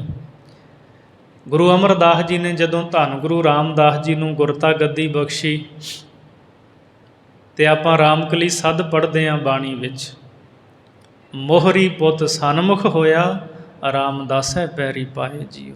ਬਾਬਾ ਮੋਹਰੀ ਜੀ ਸਨਮੁਖ ਹੋਏ ਅਤੇ ਬਾਬਾ ਮੋਹਨ ਜੀ ਨੇ ਉਦੋਂ ਮੱਥਾ ਨਹੀਂ ਸੀ ਟੇਕਿਆ ਵੀ ਅਸੀਂ ਇਹਨਾਂ ਨੂੰ ਗੁਰੂ ਨਹੀਂ ਮੰਨਣਾ, ਇਹ ਵਸਤੂ ਸਾਡੀ ਹੈ, ਸਾਡਾ ਅਧਿਕਾਰ ਬਣਦਾ। ਤਾਂ ਫਿਰ ਮਨ ਵਿੱਚ ਸ਼ਾਂਤੀ ਨਹੀਂ ਸੀ। ਅਤੇ ਗੁਰੂ ਅਮਰਦਾਸ ਜੀ ਬਚਨ ਕਰ ਗਏ ਸਨ, ਜਦੋਂ ਇਹਨਾਂ ਦੇ ਪੁੱਤਰ ਗੁਰਬਾਣੀ ਦੀਆਂ ਪੋਥੀਆਂ ਲੈਣ ਆਉਣਗੇ ਉਦੋਂ ਤੁਹਾਨੂੰ ਸ਼ਾਂਤ ਪ੍ਰਾਪਤ ਹੋਵੇਗੀ। ਤਾਂ ਫਿਰ ਜਦੋਂ ਸਮਾਂ ਆਇਆ, ਸਤਿਗੁਰੂ ਗੁਰੂ ਅਰਜਨ ਦੇਵ ਜੀ ਦਾ ਗੁਰੂ ਗ੍ਰੰਥ ਸਾਹਿਬ ਜੀ ਦੀ ਸੰਪਾਦਨਾ ਕਰਨੀ ਸੀ, ਤਾਂ ਮਹਾਰਾਜ ਗੁਰੂ ਅਰਜਨ ਦੇਵ ਜੀ ਗੁਰਬਾਣੀ ਦੀਆਂ ਪੋਥੀਆਂ ਗੋਇੰਦਵਾਲ ਲੈਣ ਆਏ। ਤਾਂ ਸਤਿਗੁਰੂ ਨੇ ਉਦੋਂ ਕੀਰਤਨ ਕੀਤਾ ਸੀ, ਧੰਨ ਗੁਰੂ ਅਰਜਨ ਦੇਵ ਜੀ ਨੇ, ਮੋਹਨ ਤੇਰੇ ਉੱਚੇ ਮੰਦਰ ਮਹਿਲ ਅਪਾਰਾ, ਮੋਹਨ ਤੇਰੇ ਸੋਹਣ ਦੁਆਰ ਜੀਓ ਸੰਤ ਧਰਮਸ਼ਾਲਾ। ਬਾਬਾ ਮੋਹਨ ਜੀ ਨੇ ਗੁਰਬਾਣੀ ਦੀਆਂ ਪੋਥੀਆਂ ਸਤਿਗੁਰੂ ਅਰਜਨ ਦੇਵ ਜੀ ਨੂੰ ਭੇਟ ਕੀਤੀਆਂ।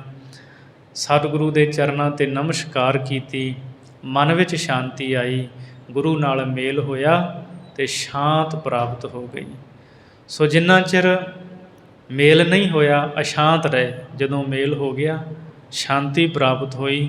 ਸੋ ਬਾਬਾ ਮੋਹਨ ਜੀ ਸੰਸਾਰ ਵੱਲੋਂ ਕਮਲੇ ਨੇ, ਚੌਬਾਰਾ ਮੋਹਰੀ ਮਨਾਇਆ। ਅਤੇ ਬਾਬਾ ਮੋਹਰੀ ਜੀ ਨੇ ਚੌਬਾਰੇ ਨੂੰ ਮਨਾਇਆ, ਗੁਰੂ ਦੇ ਸਨਮੁਖ ਰਹੇ, ਗੁਰੂ ਨੂੰ ਨਮਸਕਾਰ ਕੀਤੀ। ਮੀਣਾ ਹੋਆ ਪਿਰਥੀਆ, ਕਰ ਕਰ ਧੋਂਡਕ ਬਰਲ ਚਲਾਇਆ। ਅਤੇ ਪ੍ਰਿਥੀ ਚੰਦ ਇਹ ਮੀਣਾ ਹੋਇਆ ਰਿਹਾ ਸਾਰੀ ਉਮਰ। ਬਾਕੀ ਤਾਂ ਗੁਰੂ ਪੁੱਤਰ ਕੁਝ ਸਮਾਂ ਗੁਰੂ ਤੋਂ ਮੂੰਹ ਫੇਰਿਆ ਅਤੇ ਫਿਰ ਗੁਰੂ ਨਾਲ ਮਿਲ ਗਏ, ਪਰ ਪ੍ਰਿਥੀ ਚੰਦ ਨਹੀਂ ਮਿਲਿਆ ਅਖੀਰ ਤੱਕ। ਇਹ ਕਪਟੀ ਰਿਹਾ, ਕਰ ਕਰ ਤੋਂਡਕ ਬਰਲ ਚਲਾਇਆ, ਅਤੇ ਕੁਟਲਤਾ ਕਰਕੇ ਇਸਨੇ ਸ਼ੁਦਾਪੁਣਾ ਹੀ ਚਲਾਇਆ ਸਾਰੀ ਉਮਰ। ਅਤੇ ਫਿਰ ਇਹਨੇ ਅਖੀਰ ਤੱਕ ਗੁਰੂ ਦੇ ਨਾਲ ਮੇਲ ਨਹੀਂ ਕੀਤਾ। ਪ੍ਰਿਥੀ ਚੰਦ ਨੇ ਇਹ ਹੋਰਾਂ ਨੂੰ ਵੀ ਗੁਰੂ ਦੇ ਵਿਰੋਧ ਵਿੱਚ ਖੜਾ ਕਰਦਾ ਰਿਹਾ। ਇਹ ਪ੍ਰਿਥੀ ਚੰਦ ਐਸਾ ਮੀਣਾ ਕਪਟੀ ਹੋਇਆ। ਮਹਾਂਦਿਓ ਅਹੰ ਮੇਓ ਕਰ, ਕਰ ਬੇਮੁਖ ਕੁੱਤਾ ਭੌਕਾਇਆ। ਅਤੇ ਪ੍ਰਿਥੀ ਚੰਦ ਦਾ ਛੋਟਾ ਭਰਾ ਮਹਾਂਦਿਓ ਇਹ ਵੀ ਕੁਝ ਸਮਾਂ ਹੰਕਾਰੀ ਹੋ ਗਿਆ, ਅਤੇ ਪ੍ਰਿਥੀ ਚੰਦ ਨੇ ਉਸ ਨੂੰ ਬੇਮੁਖਤਾ ਕਰਕੇ ਅਤੇ ਕੁੱਤਾ ਭੌਂਕਾਇਆ, ਕੁੱਤੇ ਵਾਂਗ ਭੌਂਕਾਇਆ ਦਾ ਭਾਵ ਗੁਰੂ ਵਿਰੋਧ ਵਿੱਚ ਉਸਨੇ ਗੱਲਾਂ ਕਹਾਈਆਂ। ਸਤਿਗੁਰੂ ਗੁਰੂ ਅਰਜਨ ਦੇਵ ਮਹਾਰਾਜ ਜਦੋਂ ਪ੍ਰਿਥੀ ਚੰਦ ਨੇ ਵਾਰ-ਵਾਰ ਪੜ੍ਹਾਇਆ, ਵਾਰ-ਵਾਰ ਕਿਹਾ, ਅਤੇ ਬਾਬਾ ਮਹਾਦੇਵ ਵੀ ਕੁਝ ਸਮਾਂ ਗੁਰੂ ਅਰਜਨ ਦੇਵ ਦੇ ਵਿਰੋਧ ਵਿੱਚ ਰਹੇ। ਪਰ ਜਦੋਂ ਸਮਝ ਲੱਗੀ ਫਿਰ ਮਹਾਰਾਜ ਸੱਚੇ ਪਾਤਸ਼ਾਹ ਦੇ ਚਰਨੀ ਲੱਗ ਗਏ ਸਨ ਗੁਰੂ ਅਰਜਨ ਦੇਵ ਜੀ ਦੇ। ਪ੍ਰਿਥੀ ਚੰਦ ਸਾਰੀ ਉਮਰ ਬੇਮੁਖ ਰਿਹਾ, ਉਹ ਨਹੀਂ ਗੁਰੂ ਚਰਨੀ ਲੱਗਾ। ਬਾਕੀ ਗੁਰੂ ਸਪੁੱਤਰ ਗੁਰੂ ਬੰਸ, ਹੁਣ ਜਿੱਦਾਂ ਬਾਬਾ ਰਾਮ ਰਾਏ ਜੀ ਗੁਰੂ ਹਰ ਰਾਏ ਸਾਹਿਬ ਨੇ ਤਿਆਗ ਦਿੱਤਾ ਸੀ, ਬਾਣੀ ਦੀ ਤੁਕ ਬਦਲੀ ਸੀ। ਫਿਰ 10ਵੇਂ ਪਾਤਸ਼ਾਹ ਕਲਗੀਧਰ ਮਹਾਰਾਜ ਵੇਲੇ ਬਾਬਾ ਰਾਮ ਰਾਏ ਨੇ ਖਿਮਾ ਮੰਗ ਲਈ ਸੀ। ਪਾਉਂਟਾ ਸਾਹਿਬ ਜਦੋਂ ਜਮਨਾ ਦੇ ਵਿੱਚ ਬੇੜੀ 'ਚ ਮਿਲਾਪ ਹੁੰਦਾ ਹੈ, ਗੁਰੂ ਕਲਗੀਧਰ ਜੀ ਬਖਸ਼ ਦਿੰਦੇ ਹੈ, ਅਤੇ ਸੰਗਤ ਜਿਹੜੀ ਸੀ ਰਾਮ ਰਾਏ ਦੀ ਉਹ ਮਹਾਰਾਜ ਵੱਲ ਪਿੱਠ ਕਰਕੇ ਖਲੋਤੀ ਰਹੀ ਸੀ। ਮਹਾਰਾਜ ਨੇ ਕਿਹਾ, ਰਾਮ ਰਾਏ ਤੂੰ ਬਖਸ਼ਿਆ ਗਿਆ, ਤੇਰੀ ਸੰਗਤ ਨਹੀਂ ਬਖਸ਼ੀ ਗਈ। ਤੋ ਰਾਮ ਰਾਏ ਨੇ ਅਖੀਰ ਕਲਗੀਧਰ ਜੀ ਦੇ ਨਾਲ ਮੇਲ ਕੀਤਾ ਸੀ। ਤਾਂ ਹੀ ਸਤਿਗੁਰੂ ਕਲਗੀਧਰ ਜੀ ਪੰਜਾਬ ਕੌਰ ਦੇ ਸੱਦੇ 'ਤੇ ਜੋ ਬਾਬਾ ਰਾਮ ਰਾਏ ਦੀ ਧਰਮ ਪਤਨੀ ਸੀ, ਮਹਾਰਾਜ ਉੱਥੇ ਗਏ ਵੀ ਦੇਹਰਾਦੂਨ। ਸੋ ਜਿੰਨਾ ਸਮਾਂ ਕੋਈ ਗੁਰੂ ਤੋਂ ਬੇਮੁਖ ਰਿਹਾ ਉਹਨੂੰ ਦੁੱਖ ਮਿਲਿਆ। ਜਦੋਂ ਗੁਰੂ ਨਾਲ ਮੇਲ ਹੋ ਗਿਆ ਤੇ ਸ਼ਾਂਤ ਹੋ ਗਿਆ, ਬਾਬਾ ਮਹਾਦੇਵ ਪ੍ਰਿਥੀ ਚੰਦ ਦੇ ਕਹੇ ਲੱਗ ਕੇ ਕੁਝ ਸਮਾਂ ਸਤਿਗੁਰੂ ਦੇ ਵਿਰੋਧ ਵਿੱਚ ਰਹੇ। ਅਖੀਰ ਮਹਾਰਾਜ ਦੀ ਸ਼ਰਨ ਆ ਗਏ ਸੀ। ਤੇ ਇੱਕ ਹੋਰ ਖਾਸ ਗੱਲ ਇਤਿਹਾਸ ਦੀ, ਧੰਨ ਗੁਰੂ ਅਰਜੁਨ ਦੇਵ ਮਹਾਰਾਜ ਜੀ ਨੇ ਸਭ ਤੋਂ ਪਹਿਲਾ ਸਹਿਜ ਪਾਠ ਬਾਬਾ ਮਹਾਦੇਵ ਵਾਸਤੇ ਕਰਵਾਇਆ ਸੀ, ਜਦੋਂ ਗੋਇੰਦਵਾਲ ਦੀ ਧਰਤੀ 'ਤੇ ਬਾਬਾ ਮਹਾਦੇਵ ਜੀ ਅਕਾਲ ਚਲਾਣਾ ਕੀਤੇ ਸਨ। ਗੁਰੂ ਗ੍ਰੰਥ ਸਾਹਿਬ ਜੀ ਦਾ ਪ੍ਰਕਾਸ਼ ਸੱਚਖੰਡ ਸ੍ਰੀ ਹਰਿਮੰਦਰ ਸਾਹਿਬ ਹੋ ਗਿਆ ਸੀ 1604 ਈਸਵੀ ਨੂੰ, ਅਤੇ 1605 ਨੂੰ ਬਾਬਾ ਮਹਾਦੇਵ ਜੀ ਅਕਾਲ ਚਲਾਣਾ ਕਰਦੇ ਹੈ। ਗੁਰੂ ਅਰਜੁਨ ਦੇਵ ਮਹਾਰਾਜ ਜੀ ਗੁਰਬਾਣੀ ਦਾ ਸਹਿਜ ਪਾਠ ਬਾਬਾ ਮਹਾਦੇਵ ਵਾਸਤੇ ਆਪ ਕਰਵਾਉਂਦੇ ਹੈ, ਆਪ ਅਰਦਾਸ ਕਰਦੇ। ਉਦੋਂ 13ਵੇਂ ਦਿਨ ਸਹਿਜ ਪਾਠ ਦਾ ਭੋਗ ਪਿਆ ਸੀ। ਸੰਗਤਾਂ ਨੇ ਬਾਣੀ ਸੁਣੀ।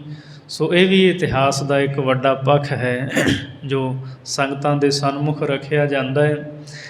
ਚੰਦਨ ਵਾਸ ਨਾ ਵਾਸ ਬੋਹਾਇਆ, ਭਾਈ ਗੁਰਦਾਸ ਸਾਹਿਬ ਜੀ ਫਰਮਾਉਂਦੇ ਹੈ ਵੀ ਚੰਦਨ ਜਿਹੜਾ ਨਾ, ਉਹਦੀ ਵਾਸ਼ਨਾ ਦੇ ਨਾਲ, ਸੁਗੰਧੀ ਦੇ ਨਾਲ ਜਿਹੜਾ ਵਾਂਸ ਹੈ ਉਹ ਸੁਗੰਧਿਤ ਨਹੀਂ ਹੁੰਦਾ। ਅਗਲੀ 34ਵੀਂ ਪੌੜੀ ਦੇ ਵਿੱਚ ਭਾਈ ਗੁਰਦਾਸ ਸਾਹਿਬ ਜੀ ਜ਼ਿਕਰ ਕਰ ਰਹੇ ਹੈ, ਬਾਣੀ ਪੀੜੀ ਚੱਲੀ ਗੁਰ ਚੇਲੇ ਪਰਚਾ ਪਰਚਾਇਆ। ਗੁਰੂ ਬਾਬਾ ਜੀ ਦੀ ਪੀੜੀ ਚੱਲੀ ਹੈ, ਗੁਰੂ ਨਾਨਕ ਸਾਹਿਬ ਜੀ ਦੀ, ਅਤੇ ਇਹਦੇ ਵਿੱਚ ਗੁਰੂ ਅਤੇ ਚੇਲੇ ਦਾ ਪ੍ਰੇਮ ਪ੍ਰਚਲਿਤ ਰਿਹਾ ਹੈ। ਇੱਥੇ ਪ੍ਰੇਮ ਦੀ ਗੱਲ ਹੈ। ਹੁਣ ਜਿੱਦਾਂ ਪਿਛਲੀ ਪੌੜੀ, ਉਹ ਤੋਂ ਪਿਛਲੀ ਪੌੜੀ ਵਿੱਚ ਭਾਈ ਗੁਰਦਾਸ ਜੀ ਜਿਹੜਾ ਜ਼ਿਕਰ ਕੀਤਾ ਹੈ, ਗੁਰੂ ਪੁੱਤਰ ਗੁਰਤਾ ਗੱਦੀ ਨਹੀਂ ਮਿਲੀ, ਇਕੱਲੀ ਸੇਵਾ ਕਰਕੇ ਨਹੀਂ, ਇਹ ਤਾਂ ਧੁਰੋਂ ਦਰਗਾਹੋਂ ਹੈ। ਜੇ ਸੇਵਾ ਦੀ ਗੱਲ ਕਰਾਂਗੇ, ਬਾਬਾ ਬੁੱਢਾ ਸਾਹਿਬ ਨੇ ਕਿਹੜੀ ਘੱਟ ਸੇਵਾ ਕੀਤੀ ਆ। ਗੁਰੂ ਨਾਨਕ ਸਾਹਿਬ ਤੋਂ 6ਵੇਂ ਪਾਤਸ਼ਾਹ ਤੱਕ ਆਪ ਲੰਮਾ ਸਮਾਂ ਸੇਵਾ ਕਰਦੇ, ਪਰ ਗੁਰਤਾ ਨਹੀਂ ਮਿਲੀ। ਆਪਣੇ 8ਵੇਂ ਪਾਤਸ਼ਾਹ ਗੁਰੂ ਹਰਕ੍ਰਿਸ਼ਨ ਸਾਹਿਬ ਜੀ ਦੀ ਉਮਰ ਹੀ 5 ਸਾਲ ਹੈ, ਉਹਨਾਂ ਕਿਹੜੇ ਸਮੇਂ ਸੇਵਾ ਕਰ ਲਈ, ਲੰਮਾ ਸਮਾਂ ਕਿੰਨਾ ਕੁ। ਇਹ ਧੁਰੋਂ ਬਖਸ਼ਿਸ਼ਾਂ ਨੇ, ਧੁਰੋਂ ਜਿਹੜੀਆਂ ਹੋਣੀਆਂ ਨੇ ਉਹਨਾਂ ਨੂੰ ਹੀ ਪ੍ਰਾਪਤ ਹੋਣੀਆਂ ਨੇ। ਤੋ ਗੁਰੂ ਬਾਬੇ ਦੀ ਇਹ ਪੀੜ੍ਹੀ ਚੱਲੀ ਹੈ ਜਿਹਦੇ ਵਿੱਚ ਗੁਰੂ ਅਤੇ ਚੇਲੇ ਦਾ ਪ੍ਰੇਮ ਬਹੁਤ ਪ੍ਰਚਲਿਤ ਰਿਹਾ ਹੈ। ਗੁਰ ਅੰਗਦ ਗੁਰ ਅੰਗ ਤੇ ਗੁਰ ਚੇਲਾ ਚੇਲਾ ਗੁਰ ਭਾਇਆ। ਗੁਰੂ ਨਾਨਕ ਦੇਵ ਮਹਾਰਾਜ ਜੀ ਦੇ ਅੰਗ ਤੋਂ ਗੁਰੂ ਅੰਗਦ ਦੇਵ ਜੀ ਹੋਏ, ਪਰ ਜਦੋਂ ਸੇਵਾ ਕੀਤੀ ਸਤਿਗੁਰੂ ਨਾਨਕ ਦੇਵ ਮਹਾਰਾਜ ਜੀ ਪ੍ਰਸੰਨ ਹੋਏ ਤਾਂ ਸਤਿਗੁਰੂ ਨਾਨਕ ਦੇਵ ਜੀ ਨੇ ਚੇਲੇ ਨੂੰ ਗੁਰੂ ਬਣਾ ਦਿੱਤਾ, ਔਰ ਗੁਰੂ ਅੰਗਦ ਦੇਵ ਜੀ ਉਹਨਾਂ ਨੂੰ ਬੜੇ ਭਾਏ। ਅਮਰਦਾਸ ਗੁਰੇ ਅੰਗਦਹੁ ਸਤਿਗੁਰ ਤੇ ਸਤਿਗੁਰੂ ਸਦਾਇਆ। ਗੁਰੂ ਅੰਗਦ ਦੇਵ ਜੀ ਤੋਂ ਗੁਰੂ ਅਮਰਦਾਸ ਜੀ ਹੋਏ, ਸਤਿਗੁਰੂ ਦੀ ਸੇਵਾ ਕਰਕੇ ਸਤਿਗੁਰੂ ਸਦਵਾਇਆ ਉਹਨਾਂ ਨੇ। ਗੁਰ ਅਮਰਹੁ ਗੁਰ ਰਾਮਦਾਸ ਗੁਰ ਸੇਵਾ ਗੁਰ ਹੋਏ ਸਮਾਇਆ। ਗੁਰੂ ਅਮਰਦਾਸ ਜੀ ਤੋਂ ਗੁਰੂ ਰਾਮਦਾਸ ਜੀ ਹੋਏ, ਜਿਹੜੇ ਗੁਰੂ ਜੀ ਦੀ ਸੇਵਾ ਕਰਕੇ ਗੁਰੂ ਰੂਪ ਵਿੱਚ ਹੀ ਸਮਾ ਗਏ, ਭਾਵ ਕੋਈ ਭੇਦ ਨਹੀਂ ਰਿਹਾ। ਰਾਮਦਾਸਹੁ ਅਰਜਨ ਗੁਰੂ ਅੰਮ੍ਰਿਤ ਬ੍ਰਿਖ ਅੰਮ੍ਰਿਤ ਫਲ ਲਾਇਆ। ਗੁਰੂ ਰਾਮਦਾਸ ਮਹਾਰਾਜ ਜੀ ਰਾਮਦਾਸਹੁ ਅਰਜਨ ਗੁਰੂ, ਗੁਰੂ ਰਾਮਦਾਸ ਜੀ ਦੇ ਸਪੁੱਤਰ ਗੁਰੂ ਅਰਜੁਨ ਦੇਵ ਜੀ ਹੋਏ। ਅੰਮ੍ਰਿਤ ਬ੍ਰਿਖ, ਭਾਈ ਸਾਹਿਬ ਜੀ ਕਹਿੰਦੇ ਅੰਮ੍ਰਿਤ ਦੇ ਬ੍ਰਿਖ ਦਰਖਤ ਨੂੰ ਇਹ ਅੰਮ੍ਰਿਤ ਫਲ ਲੱਗਾ ਹੈ। ਹਰ ਗੋਵਿੰਦ ਗੁਰੇ ਅਰਜਨ ਹੋ ਆਦਿ ਪੁਰਖ ਆਦੇਸ ਕਰਾਇਆ। ਫਿਰ ਗੁਰੂ ਅਰਜੁਨ ਦੇਵ ਮਹਾਰਾਜ ਜੀ ਤੋਂ ਗੁਰੂ ਹਰਗੋਬਿੰਦ ਸਾਹਿਬ ਜੀ ਹੋਏ, ਜਿਨ੍ਹਾਂ ਨੇ ਆਦਿ ਪੁਰਖ ਨੂੰ ਨਮਸਕਾਰ ਕਰਵਾਈ। ਸਾਰੇ ਸਿੱਖਾਂ ਨੂੰ ਕਿਹਾ ਇੱਕ ਅਕਾਲ ਪੁਰਖ ਨੂੰ ਨਮਸਕਾਰ ਕਰਨੀ ਹੈ। ਸੁਝੈ ਸੁਝ ਨ ਲੁਕੈ ਲੁਕਾਇਆ। ਭਾਈ ਸਾਹਿਬ ਜੀ ਕਹਿੰਦੇ ਜਿਹੜਾ ਸੂਰਜ ਹੈ ਨਾ, ਉਹ ਚੜ੍ਹਿਆ ਹੋਇਆ ਲੁਕਾਇਆ ਲੁਕਦਾ ਨਹੀਂ। ਗੁਰੂ ਸੂਰਜ ਪ੍ਰਤੱਖ ਦਿਸਦਾ ਹੈ। ਗੁਰੂ ਦਾ ਪ੍ਰਤਾਪ, ਤੇਜ ਪ੍ਰਤਾਪ ਚਾਰੇ ਹੀ ਪਾਸੇ ਪ੍ਰਗਟ ਹੈ। ਸੋ ਅਖੀਰਲੀ ਪੌੜੀ ਹੈ 26ਵੀਂ ਵਾਰ ਦੀ 35ਵੀਂ ਪੌੜੀ ਦੇ ਵਿੱਚ ਕਾਦਰ ਦੀ ਬੇਅੰਤਤਾ ਦਾ ਜ਼ਿਕਰ ਭਾਈ ਗੁਰਦਾਸ ਜੀ ਕਰ ਰਹੇ ਹੈ। ਕਾਦਰ ਦੀ ਜਿਹੜੀ ਕੁਦਰਤ ਹੈ, ਇੱਕ ਕਵਾਓ ਪਸਾਓ ਕਰ ਓਅੰਕਾਰ ਕੀਆ ਪਾਸਾਰਾ। ਓੰਕਾਰ ਪ੍ਰਭੂ ਨੇ ਆਪਣੇ ਇੱਕ ਵਾਕ ਤੋਂ ਇਹ ਸਾਰਾ ਪਸਾਰਾ ਕੀਤਾ ਹੈ। ਕੁਦਰਤ ਅਤੁੱਲ ਨ ਤੋਲੀਐ, ਤੁੱਲ ਨ ਤੋਲ ਨ ਤੋਲਣ ਹਾਰਾ। ਕਾਦਰ ਦੀ ਜਿਹੜੀ ਕੁਦਰਤ ਹੈ ਇਹ ਅਤੁੱਲ ਹੈ, ਨਾ ਤੋਲੀ ਹੈ, ਇਹ ਤੋਲੀ ਨਹੀਂ ਜਾ ਸਕਦੀ। ਕਿਉਂ? ਤੁੱਲ ਨਾ ਤੋਲ ਨਾ ਤੋਲਣ ਹਾਰਾ। ਨਾ ਤਾਂ ਕੋਈ ਵੱਟਾ ਹੈ ਤੋਲਣ ਵਾਸਤੇ, ਨਾ ਤੱਕੜੀ ਹੈ, ਅਤੇ ਨਾ ਹੀ ਕੋਈ ਇਹਨੂੰ ਤੋਲਣ ਵਾਲਾ ਹੈ। ਸਿਰ ਸਿਰ ਲੇਖ ਅਲੇਖ ਦਾ, ਦਾਤ ਜੋਤ ਵਡਿਆਈ ਕਾਰਾ। ਅਲੇਖ ਜਿਹੜਾ ਪਰਮੇਸ਼ਰ ਹੈ ਨਾ, ਅਲੇਖ ਦਾ ਲੇਖ ਹਰੇਕ ਜੀਵ ਦੇ ਸਿਰ ਦੇ ਉੱਤੇ ਲਿਖਿਆ ਹੋਇਆ ਹੈ। ਜੋ ਦਾਤ ਦੇਣੀ ਹੈ, ਬ੍ਰਹਮ ਗਿਆਨ ਦੀ ਦਾਤ ਹੈ, ਜੋਤ ਹੈ, ਵਡਿਆਈ, ਇਹ ਕਾਰਜ, ਇਹ ਸਾਰੀ ਕਾਰ ਉਸ ਪ੍ਰਭੂ ਦੇ ਅਧੀਨ ਹੈ। ਕਿਸ ਨੂੰ ਕੀ ਦਾਤ ਦੇਣੀ ਹੈ, ਕੀ ਵਡਿਆਈ ਦੇਣੀ ਹੈ, ਕੀ ਉਹਦੀਆਂ ਸਿਫਤਾਂ ਕਰਾਉਣੀਆਂ, ਇਹ ਸਾਰਾ ਕੰਮ ਅਕਾਲ ਪੁਰਖ ਦੇ ਅਧੀਨ ਹੈ। ਲੇਖ ਅਲਖ ਨਾ ਲਖੀਐ, ਇਹ ਪਾਠ ਇਸ ਤਰ੍ਹਾਂ ਹੈ। ਲੇਖ ਅਲਖ ਨਾ ਲਖੀਐ। ਅਲਖ ਦਾ ਲੇਖ ਜਾਣਿਆ ਨਹੀਂ ਜਾ ਸਕਦਾ। ਕਿਉਂ? ਮਸ ਨਾ ਲੇਖਣ ਲਿਖਣ ਹਾਰਾ। ਭਾਈ ਸਾਹਿਬ ਜੀ ਕਹਿੰਦੇ ਨਾ ਤਾਂ ਉਸ ਦੇ ਲਿਖਣ ਲਈ ਕੋਈ ਸਿਆਹੀ ਹੈ, ਨਾ ਕੋਈ ਕਲਮ ਹੈ, ਅਤੇ ਨਾ ਹੀ ਕੋਈ ਲਿਖਣ ਵਾਲਾ ਹੈ। ਸੋ ਪਾਠੰਤਰ ਇਸ ਤਰ੍ਹਾਂ ਵੀ ਹੈ, ਲੇਖ ਅਲੇਖ ਨਾ ਲਿਖੀਐ, ਵੀ ਜਿਹੜਾ ਅਲੇਖ ਹੈ ਉਹਦਾ ਲੇਖ ਲਿਖਿਆ ਨਹੀਂ ਜਾ ਸਕਦਾ। ਰਾਗ ਨਾਦ ਅਨਹਦ ਧੁਨੀ, ਓੰਕਾਰ ਨ ਗਾਵਣ ਹਾਰਾ।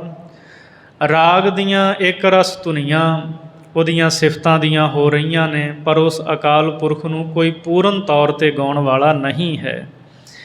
ਖਾਣੀ ਬਾਣੀ ਜੀ ਜੰਤ, ਨਾਵ ਥਾਵ ਅਣਗਣਤ ਅਪਾਰਾ।